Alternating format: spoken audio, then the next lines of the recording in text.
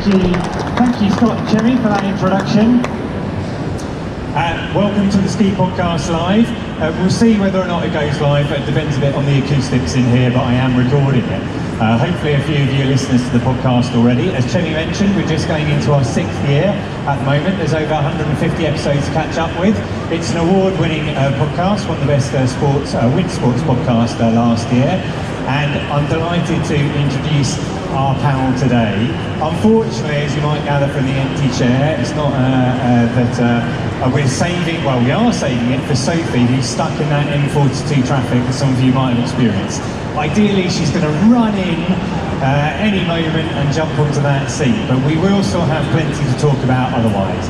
So I'm just going to briefly introduce you to our panellists today, and then we're going to have a chat about some of these destinations. My name's Ian Martin, presenter of the Ski Podcast. Sitting on my right is regular contributor to the podcast, Mike Richards.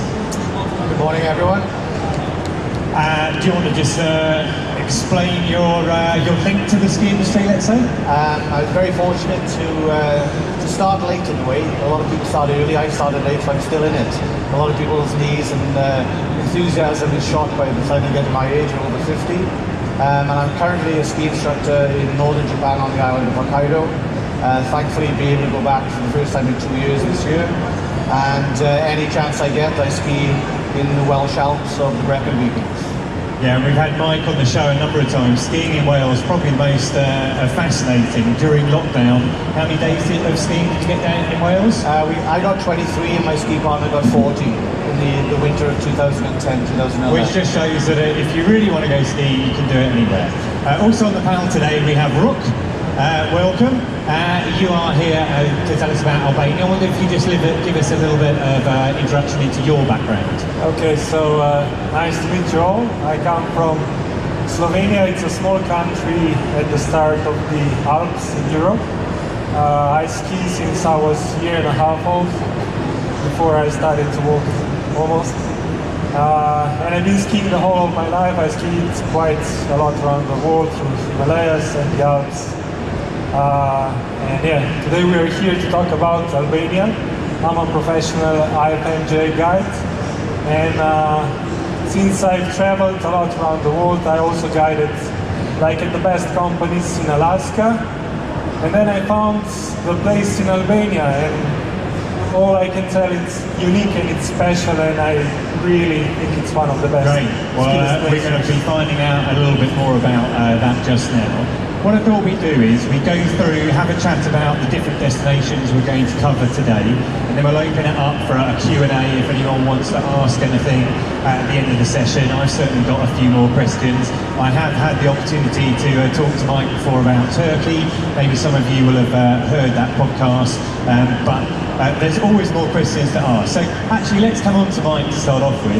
I actually picked out a selection of some of the photos, if you want to refer to them at any point, from your trip to Turkey. I wonder if you could just start off by telling us when you went, and actually how you got there, how did the logistics work out? So I was very fortunate to be invited by Johnny Richards from Four Line magazine, who have a stand here. We were doing a trip, two centres. One was Ovid, which is a backcountry sled-assisted ski touring operation. And the second part of the trip then was in two resorts, Palandakon and Sarıkamış, in the far east of Turkey, on that Caucasus region. We went in early January 2020 this year. We got in under the radar before things were opening up, closing down. And we were very lucky that the entry requirements for Turkey were not as strict as other countries in Europe. Okay, and where did you fly into, and then how did you get onto the mountains? I came from London, so I went Stansted, Istanbul to Trabzon, and Johnny came from Manchester through the same routing. Plenty of flights every day. Istanbul is serviced by Turkish Airlines and Pegasus. Pegasus is the cheaper version, and I paid under £200 for my return flights from the UK.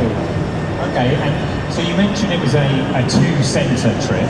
That first part of the trip was a backcountry ski touring aspect of it, is that right? Yeah, there were two guys, Kacha and Brennan, and they own the valley. it's one of these things, a legacy kind of thing, where the family have farmed and owned the valley for a long period of time. In summer, it's a thoroughfare that takes you through the mountains, but in winter it's closed by snow. They get about 8 meters of snow at the base area, which is 2,600 meters. And they thought, well, rather than leaving it open, leaving it closed for the whole of the winter, we'll do something with it. So they've got a snowcat that takes you from what was the route that took you to Iran, the Silk Road. Takes you 8 kilometers to this brand new lodge that's been open for 2 years. And then from there you can either ski tour from the door, or you can get a sled, a snowmobile assisted, a certain way up the mountain, then you go from there. If I happen to own my own valley, I would also open a ski operation as well. And it's interesting you mentioned the Silk Road. I really hope that Sophie makes it here, because Uzbekistan is another stop on that Silk Road as well. So in that area there, you're mainly ski touring and there's no lifts involved at all. You said you were staying at 2,600 meters, so you're working pretty hard then, right? Yeah, I mean it's a little bit more difficult to be self-propelled at that altitude, but you go in there knowing that. So the first day you take it a little bit easy and you pace yourself so each subsequent day you do a little bit more. Our kind of day went where we would get up at just before sunrise, do our first tour halfway up the mountain, come back for breakfast, recharge, and then go back out then when the light was fully up. And then have regular stops through the day, so you weren't going out. And the traditional setup would be you'd go out for the whole day, take a pack lunch with you. This was very much the luxury version. Being fashionably late. Sophie, right? We've never met before. I'm guessing, unless you're a random member of the audience who's just decided to come up and sit in the chair. Nice to meet you. Well done. It must have been quite a traumatic journey. You've got at least 30 seconds to prepare. No, I'm only joking. That's fine. And crucially, what was the snow like, mate? We were very lucky. We got a storm system. We were lucky in the sense that it snowed a couple of days beforehand, then it got sunny, then it snowed, and then it got sunny again. But traditionally in that area, that's why they've set it up, is the minimum they're getting is 8 meters of snow per year, which compared with Central Europe and Western Europe is almost double. So you know you're going to get good snow conditions, but we got it great. Excellent. So you had the backcountry element of it, and then there are actually commercial ski resorts in Turkey as well. And I think you went on to Palandöken. How's it pronounced? Palandöken. Palandöken. Yeah. You went on to Palandöken. How did you find that? This is the thing that most people. I've been fortunate. I've gone to Georgia, I've been to Macedonia, Kosovo, and Montenegro, and everybody assumes that you go to these places because they're cheap. Yes, they are much cheaper than the more traditional Western European resorts that most of us have gone to and learned at, but they've had a skiing infrastructure for as long. So you go there, there's modern lift systems, they've got proper runs, they've got proper accommodation, so it just happens to be the price point is easier, but you don't compromise in terms of the quality of your ski experience. And in terms of the price point, how much is the lift ticket for the day in Palandöken? Palandöken, we paid €10 per person per day. €10 for a lift ticket, so you're getting value for money there, for sure. And interestingly, I read this morning that we might think the inflation rate is quite bad in the UK at the moment. Apparently it's 84% in Turkey. It's one of the few countries that you can still get to with the pound and actually get some spending power. So that is another factor to consider as well. And I think you told me when we did the previous podcast that there was a guy took his family out there on holiday at February half term. Is that right? Yep, he had 2 younger children who fell into that mix and match kind of idea of what tests you needed to do to go to places like Austria and France at the time in February 2020. So he took a punt based on our experiences out there and took his family to Palandöken, and he said that the cost of a lift ticket for him and his wife was the same as, the cost of a lift ticket for him and his wife in somewhere like Austria or France was the same as the whole family of mum, dad and 3 kids and all their food for the day. Yeah, excellent. Well, that's really good. Thanks for that, Mike. Now, the slides of order will take us to Uzbekistan next. Nice to meet you, Sophie. Thanks for making it. I know it's been a traumatic journey getting here. I wondered if we could just, have a chat about Uzbekistan. Oh, you don't have a, let me... We mentioned that Uzbekistan is on the Silk Road. I probably never had considered as a tourist destination until I watched what I think was Race Across the World, that tremendous TV program that we ended up watching in lockdown in my family. Very vicarious way to enjoy travel when you weren't allowed to travel anywhere. But I certainly hadn't considered Uzbekistan as a ski destination before. So I wondered if you could maybe tell us how you would get to the ski areas, because Tashkent is the capital, I think, and the logistics around that.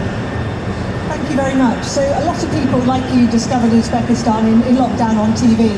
Many of you will have seen Joanna Lumley's Silk Road series, and particularly the UNESCO World Heritage Sites of places like Samarkand and Bukhara. But when people think about the Silk Road, they think about the fantastic architecture, they think about the desert, they think about the camels. They certainly don't think about winter sports, which in some ways is quite remarkable because Central Asia has got some of the most impressive mountain ranges in the world. Not only have you got the Pamirs, but you've also got the Tian Shan, which is a UNESCO World Heritage Site. You've got the Altai, so you've got all these massive mountain ranges that run through to the Himalayas. If you want to ski in Uzbekistan, the majority of the resorts are close to the capital, Tashkent, and you can fly direct from London to Tashkent twice a week with Uzbekistan Airways. It takes 6.5 hours, and the other option is to fly via Turkey with Turkish Airlines.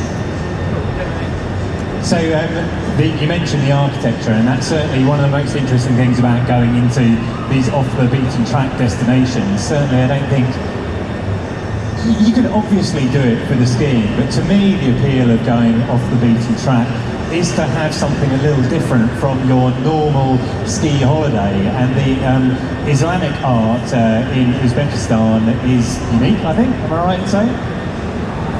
It's certainly one of the most defining characteristics of the Silk Road, and people, when they think of the Silk Road, have these monuments in their mind, and the only two places where you'll actually find them are in Uzbekistan and in Iran. And for political and security reasons at the moment it's very difficult to get a visa to visit Iran, but Uzbekistan's visa-free for British passport holders and all EU nationals. So what a lot of people are choosing to do is book a week's trip to Uzbekistan, have 3 or 4 days on the ski slopes, which are about an hour and a half's drive outside the capital, Tashkent, and then take the bullet train, which goes from Tashkent to Samarkand in 2.5 hours, and do some sightseeing in Samarkand as well. Great. And how about the actual skiing itself then? Imagine we're talking similar to how Mike described things. You have a mix of what you might call official resorts and then opportunities to get out of those marked ski areas and explore the backcountry. So there are two main opportunities for skiing at the moment. The first one, which I'd say is the family-friendly option, is to go to Anasoy, which is the brand new ski resort which opened in winter 2019-2020. So just before COVID hit us and grounded us all. That is a 900-hectare brand new ski resort. It's managed by an Andorran company, PGI Management, who some of you will know, and the director of the ski resort actually used to be director at Courchevel. So what they have done is they've brought in talent from the Alps and particularly big European resorts to make sure that the ski experience you have at Anasoy is on par with what you would have in Europe, obviously at a fraction of the price. The other reason that Uzbekistan is a really good option for skiing, though, particularly for the more advanced skiers who maybe would be put off by the limited number of lifts so far, is the heli-skiing opportunities. Because a lot of European resorts now, you can't heli-ski. If you go to the US or Canada, it's prohibitively expensive. Whereas in Uzbekistan, for about $500, you can have half a day with a helicopter. Obviously that's for a group of you, but it's incredibly competitively priced. So there are two ways of doing that. One is to have one of the big Soviet MiG-8 helicopters, which will seat 20-25 people, and that's what I did when I did it 2 years ago. But they also have some smaller helicopters for 3 or 4 people, which are brand new ones as well. And that gives you access to the entire Western Tian Shan range. Absolutely fantastic off-piste skiing, and there are a couple of local heli-ski guides who are very experienced, know the terrain, and have the equipment, which is really, really important to do it safely. Well, that's really interesting. I'm sure it's prompted a bunch of questions. I am going to move on to Rook now, who you mentioned heli-skiing and brought it into the conversation. You're a heli-skiing guide, and your operation is in Albania. And I think one of the things when we were chatting earlier, it sounded really interesting to me about it, is that you are the only heli-ski operation in that area at all. Is that right? Yeah, that's true. So first of all, to explain a little bit of our setup, we are set in the middle of the accursed mountains, so it's on the borderline between Montenegro, Albania and Kosovo, and it's a really steep alpine terrain which is not really suitable for touring. And that's the first rule of heli skiing. You're not going to land on the top of somebody who's trying the whole day to come up and then you ski their lines. So, you know, we have really wide range of the terrain that we can use.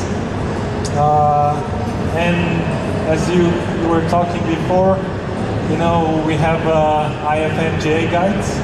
So we are highly qualified guides because we operate just the same as the remote mechanized operation in Alaska. So we have morning briefing, then the whole team comes, we explain the plan, we go on the fields, at the end of the day we come back, we have a debrief, we have a snow director and the lead guides. So really specific roles we operate just like somebody would see it as a military operation. But we are really aware, you know, that it's a high-risk sport, and we take it really seriously. So at the end of the day, that's going to bring the best experience for the people, for sure. Excellent. And in terms of getting to your location, would you actually fly into Albania, or are there better routes to get in? Yeah, so the closest airport at the moment is Pristina in Kosovo, so we have direct flights from London to Pristina, and there are like 2 times a day there are flights from Geneva and Zurich to get there. So it's quite convenient for an European skier, and from the Pristina airport it's 3 hours to get to our base. So if you start at 7 in the morning from the UK, it's like 2 o'clock in the afternoon, you can be at the base. Because on day 1 and in the morning of day 2, you're going to do all the briefings. So, you know, you're not going to be just guided, we're going to make you part of the team. So we work really close together with our clients, just because what we talked before about the safety and everything. You know? And another thing I noticed when I was looking at your website earlier is that as opposed to some heli-ski operations which tend to charge by vertical feet or vertical meters, you have a different system which I've not come across before, which is called the HOBS, a number of HOBS hours of flight. It's the flight right? time. Yeah, the flight time that helicopter burns. So when I worked the last season in Alaska, we started to work on this program, and you get charged by the time. So in package we have 4 hours. When you burn that, we have a really user-friendly price to buy more. But why did we choose this type of the package? Because it's better for the client, and it's much easier for us to work. So we're gonna ski better snow at the end. We're not gonna ski the lower parts of the runs, where you a lot of times, like later in the season especially, you're gonna have crusty snow, which is really hard to ski on, but that's where the companies earn the money. You know, that's where you're gonna gain verticals, and we just don't. Yeah, I think that, you know, you can see logically why that makes sense for both parties, really. You're not just adding on vertical for the sake of using it up, you're actually trying to deliver the best ski. That's excellent. Okay, I'm going to move on to myself now.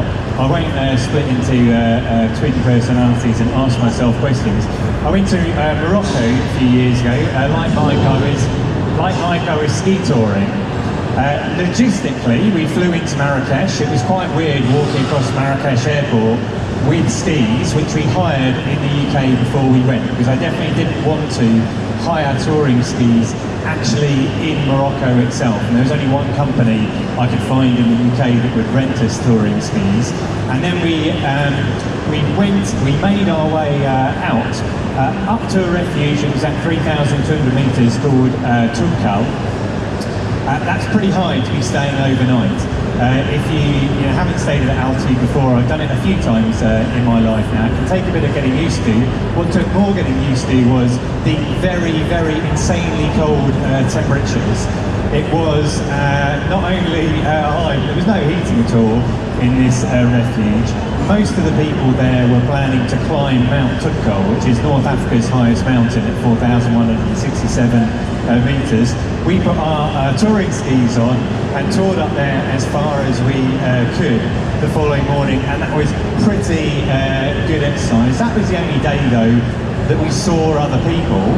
The other days we toured up to about 4,000 metres, looking back over the Atlas Mountains and the lower Atlas Mountains. And I'll be honest with you, the snow when we were there wasn't perfect. It wasn't great powder turns or anything like that, but it was just an excellent experience to get away from all, to go somewhere else. And the opportunity, I think you can see in the photo there, we hiked up to the refuge to 3,200 metres from the village below. The donkeys got laden up with all of our ski gear, which was very nice. Actually, my brother and I, who I went with, only needed to carry day packs with us. All of our kit, including our ski boots, was carried up. I felt a bit sorry for them, but apparently they're altitude acclimatised and they worked very hard. And it really was beautiful, just literally getting away from it all and having a completely different experience. And then, we combined it with the cultural side of things as well. We went to Marrakesh, had a look around the famous the souks and the riads there. And so, all in all, 4 very different destinations. We're rolling in, we've got plenty of time actually for questions. So, I think I've got, I'm going to go back. That's my brother skiing down one of the best pitches. As you can tell, it wasn't necessarily the best, it was a great location, but you're in an environment which is completely different from anything that I've come across before. So, we'll go back to our panel. We've got the right, very tricky, right, the right names on there. I've got a bunch of questions for our panellists, but I just wondered if anyone in the audience had a question they wanted to ask. I'm going to come down here and give you the microphone. Hopefully we won't get any feedback. Could you tell me a bit more about how you got sort of hooked up in Morocco? Not hooked up like that, but you know what I mean? Got it all sorted out. It's in these places, it can be quite difficult. You look on the internet and you're not sure where to go. I do have an article about that particular trip. I'm trying to remember now where it was published. But certainly, if you ping me an email, I can tell you. But yes, we did go with a guide. We certainly weren't going to be taking on terrain at over 3,000 to 4,000 metres without a guide. And we engaged him in advance from the UK. And they actually arranged our transfer from Marrakesh and the accommodation in both cases. I think you could book that direct if you wanted to, but I wouldn't recommend anyone, unless you're very experienced, to be trying that area on touring skis without. It was extremely steep, some of it. We needed crampons on the touring skis because it was very icy. So hopefully that answers that question. Yep. A question for Mike. We live in Swansea, South Wales as well. Okay. Oh, we live in Swansea, Yeah. South Wales. How difficult is it to organise, plan, prepare to go skiing in Brecon Beacons? That's it. You really need to be listening to our special episode on the ski podcast about that. But Mike? In short, you need a car because public transportation is almost non-existent to get you to the Brecon Beacons. It's not for everyone. There are days up there where the snow cover can be 2 or 3 feet deep, sunshine, beautiful weather, not a breath of wind. The majority of the time it's blowing a gale. There's not a lot of visibility, and it can be quite challenging skiing, but it's one of those things the pitches aren't that steep. One side of the mountain is very steep because that's the glaciated side, and the other side is very gentle meadow skipping.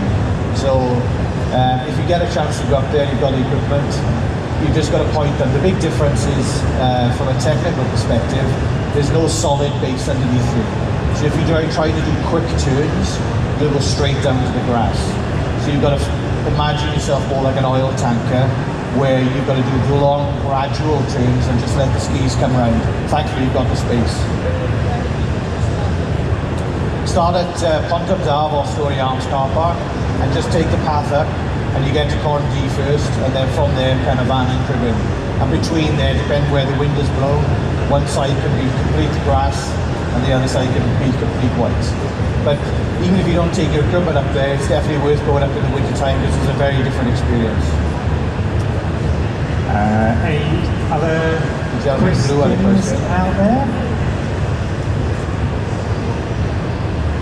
Thank you. A question for Sophie. What do you think will be the next emerging destination?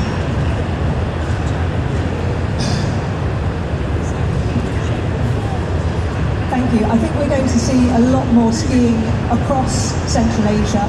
I mentioned Abasoy earlier, but there are a huge number of investment projects across the region, not only to upgrade the old Soviet era ski resorts, but also to develop new ones. So I would have thought Kyrgyzstan already has got quite a lot of backcountry skiing, more there, more in Kazakhstan, more in Uzbekistan as well. And then the other place that I would be looking at seriously is Pakistan, Kashmir. There are in the Indian part of Kashmir already some ski resorts not far from Srinagar. But as Pakistan, the security situation seems to be improving, there's a lot more tourism development and a lot more investment going in. So I would have thought that probably within the next 10 years we would see some quite serious skiing in Pakistan as well. I've actually skied in Pakistan and I can verify that it's phenomenal terrain, the people are fantastic, food, everything is set up there except this cloud of everyone worrying about going. But I went in '96 and we had a fantastic time. We were ski touring again then, but if they put infrastructure in there, they've got everything that you need for a tremendous holiday. Yeah, I contacted the Pakistan Ski Association a couple of years ago, and in fact after this Morocco trip where I started to get more interested in that sort of thing, and did look into it a bit, and I'm following the development there. You know, clearly it is changing quite quickly. Any other questions from the floor? No? Yeah?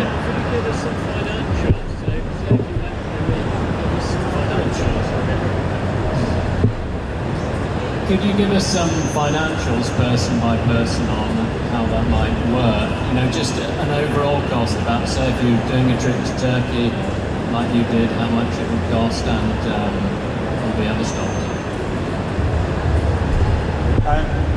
Would you like to answer that first, Rob?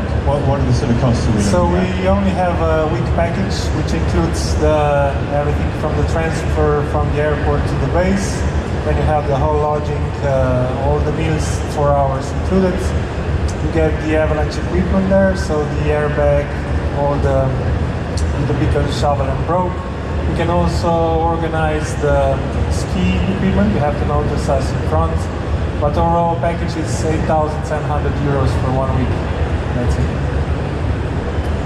And Mike, you mentioned the cost of the lift ticket in Turkey. I mean, if you were going out for dinner, what might that be coming in at?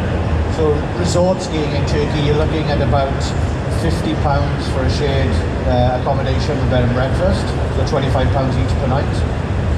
For right on the slopes, no travel involved, practically ski in, ski out. And then lunch on the mountain will be anything between £2 and £5. And a good dinner with drinks would be anything between £10 and £15. So for Uzbekistan and Tamisoy at the moment, day ski pass is about £15. Ski hire, depending on the quality of skis and boots you want, is going to be about £8 to £10. Accommodation, it depends where you want to stay. You get accommodation for £50, £60 for a double room.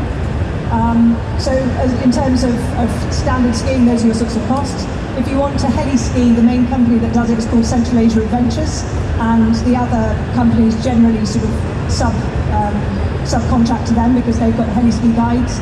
And a week's heli skiing with them, all inclusive, is about £3,300. Yeah, I'm not sure I can answer the costs of specifically what it is in Morocco without checking my spreadsheets and things like that. What I would say is that what we're talking about here is not your package holiday that's being sold by some of the tour operators here. The comparison doesn't exist. This is an experience, an adventure where you're getting much more out of it than than just the skiing. For me, when I was in Morocco, what I really enjoyed was perhaps what you'd be experiencing in all of these different places. Just being away from the piste, the mountain, all of the other skiers in a completely different environment, experiencing a culture that's very different from our own here in the UK typically, and also very different from what you would find in the most common countries in the Alps, the most common destinations. It's something that while typically I try to cut down the amount of flights that I take, you can only really fly to these destinations.